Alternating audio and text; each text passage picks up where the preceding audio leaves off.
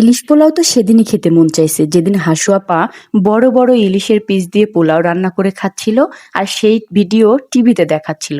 যদিও বা রান্না করতে আমার একটু লেট হয়ে গেল, চলুন ট্রাই করি হাসু আপার মতো করে ইলিশ পোলাও রান্না করার জন্য। প্রথমে দিয়ে দিলাম 2 চামচ টক দই, সাথে দিয়ে দিলাম 2 চামচ বাদাম বাটা, 1 মুঠো কুচনো পেঁয়াজ দিয়ে দিলাম, আরো দিলাম 1 মুঠ পরিমাণ পেঁয়াজের বেরেস্তা, 1 চামচ আদা রসুনের পেস্ট, সাথে 1 চামচ পরিমাণ গরম মশলা গুঁড়া, স্বাদ মতো লবণ দিয়ে দিলাম, আরো দিয়ে দিলাম 2 চামচ শুকনা মরিচের গুঁড়া। পরিমাণ মতো তেল দিয়ে সবকিছু খুব সুন্দর করে হাত দিয়ে ভালোভাবে মেখে নিব। মাখাটা যত ভালো হবে মাছের ম্যারিনেশনটাও তত সুন্দর হবে। ইলিশের পিসগুলা মশলার ভেতর দিয়ে আরো এক দফা খুব ভালো করে মেখে নিয়ে চলে যাচ্ছি চুলায়। সামান্য তেল গরম করে একে একে খুব আলতো হাতে মাছের পিসগুলা নামিয়ে দিচ্ছি, সাথে গ্রেভিটাও খুব সুন্দর করে দিয়ে দিচ্ছি। মশলা মাখা থালাটা ধুয়ে সামান্য একটু পরিমাণে পানি দিয়ে দিচ্ছি।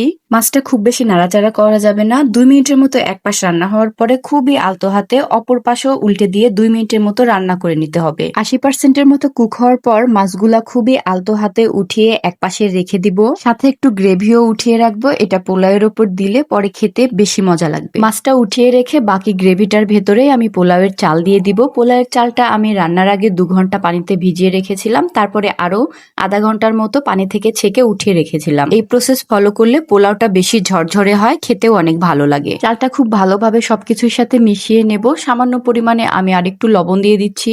ঝোলটা শুকিয়ে আসা অবধি চালটা ভালোভাবে ভাজতে হবে, এতে করে ইলিশের ফ্লেভারটা চালের ভিতর ভালোভাবে ঢুকে যাবে।